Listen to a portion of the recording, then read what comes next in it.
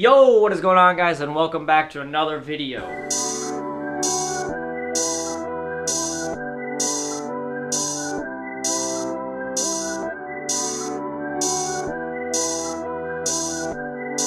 And today I'm going to take you guys on some strength endurance intervals.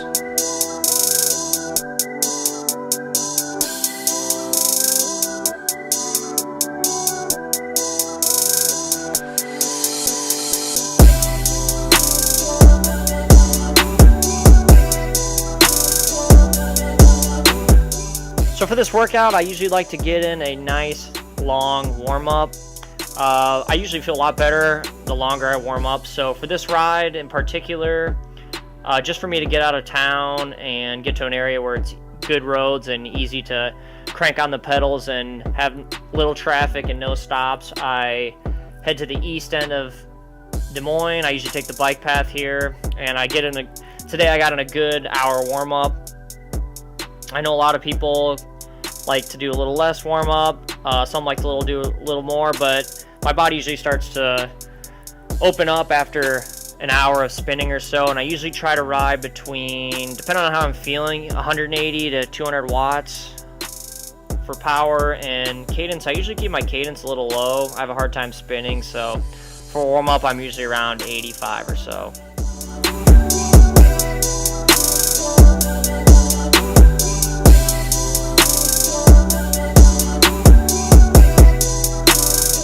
So starting my first interval here, the goal is to keep the cadence between 55 and 70 RPMs, which is, it's not super hard at first, but towards the second or third one, it really starts to add up. And these are just 3 8-minute intervals. So this is me starting my first interval here.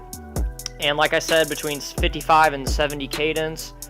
And for these, for me, they're supposed to be keeping my power in the low to middle end of zone 3, so kind of like a nice tempo. And for these, I was trying to hold between 310 and about 330. Kind of the first one, I always just let my body warm up because it doesn't really know what's going on yet, so I like to take the first one kind of based off of feel and just give my body open up to what's about to happen.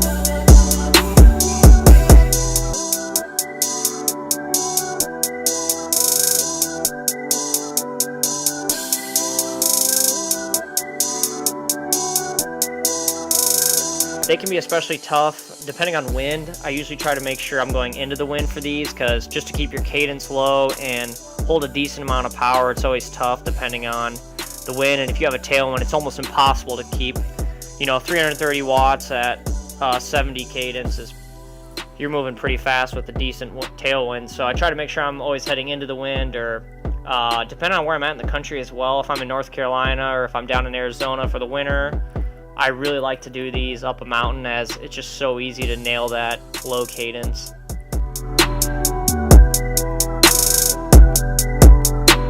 But my coach Ben Day, out of Day by Day Coaching out of Colorado, has been having me do a lot of these. It's basically like weightlifting on the bike.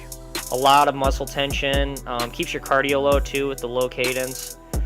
And they're really easy at first, but towards the third one, your legs start burning, and the next day you can really tell the kind of cadence and power you were holding.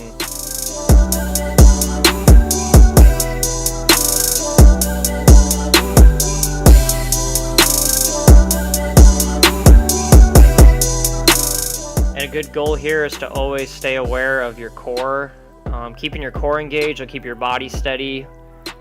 You can see in the camera I'm kind of rocking a little, and that's just hard to put on a lot of power and keep steady. So that's something I really try to focus on, and Ben has me focus on as well.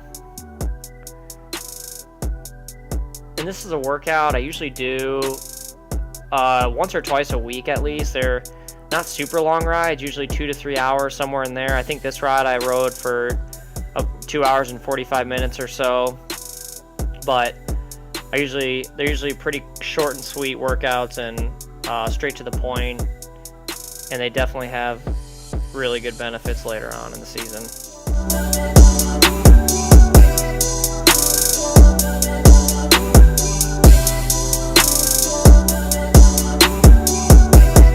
hope you guys like this video. I had a lot of fun creating it, and let me know what you guys think.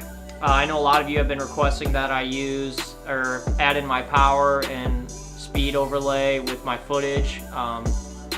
So I'm kind of just figuring out the Garmin Verb software, and it's pretty easy to use. That's what I used in this video to overlay all my data with the shot. So let me know what you guys think, and I'll see you next time.